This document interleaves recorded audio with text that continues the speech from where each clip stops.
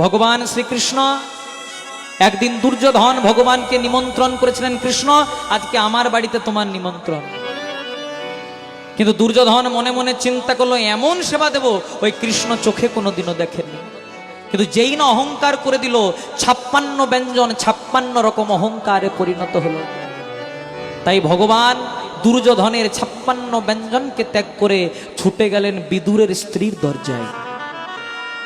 বিদুর স্ত্রীর কেমন অভাব জানো মায়েরা, একটি মাত্র শাড়ি। প্রত্যেক দিন যখন স্নান করে শাড়িটাকে জলে ধৌত করে, আর যখন শাড়িটা জলে ধৌত করা হয়ে যায় রোদে শুকাতে দেয়, আর নিজে অন্ধকারে লজ্জা নিবারণ করে দাঁড়িয়ে থাকে। কখন শাড়িটা শুকাবে আর কখন একবার আমি আমার বদনে শাড়িটা তুলে নেব। ভগবান শ্রীকৃষ্ণ এসেছে ভক্তকে পরীক্ষা করার জন্য। সেই সময় শরীরে বসন নাই, নির্বস্ত্র অবস্থায় আজকে ভগবান শ্রীকৃষ্ণকে দেখতে পেয়ে বিদুর স্ত্রী আলিঙ্গন দিয়ে দিয়েছে।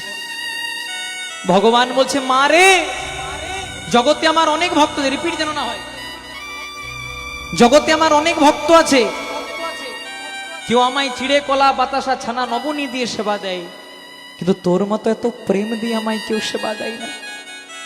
তোর শরীরে যে বসন নাই, আজকে নির্বস্ত্র অবস্থায় এসেছিস।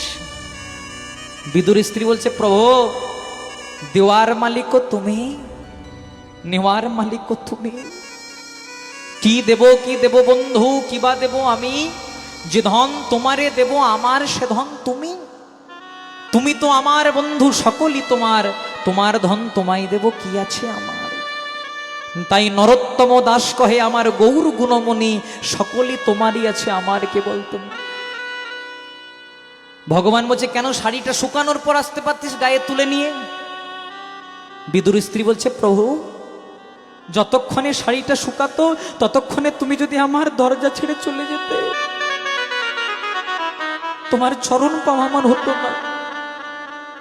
ভগবান তার নিজের উত্তরীয়টা বিদুর স্ত্রীর সর্বাঙ্গে জড়িয়ে দিচ্ছে।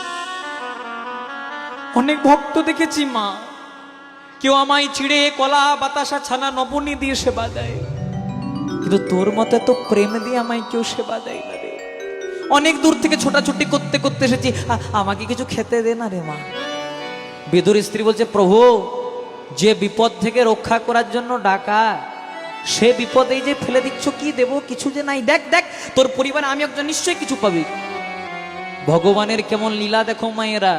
চতুর্দিকে সন্ধান করার পর একটি কলা খুঁজে পেল।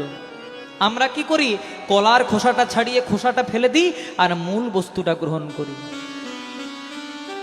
কিন্তু বিদুর স্ত্রীর মনে এত প্রেম, আজকে গোবিন্দ বদনে আলিঙ্গন করেছে আর নয়ন জলে বুক ভাসাচ্ছে। প্রেমের আবেশে আজকে কলার খোসাটা ছাড়িয়ে মূল বস্তুটা ফেলে দিচ্ছে,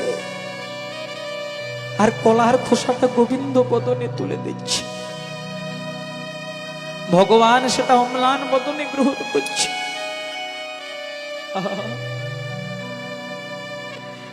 নয়ন জলে বুক ভাসায়ে আজকে বিদুর স্ত্রীর চরণ দুটিকে জড়িয়ে ধরে বলছে, মা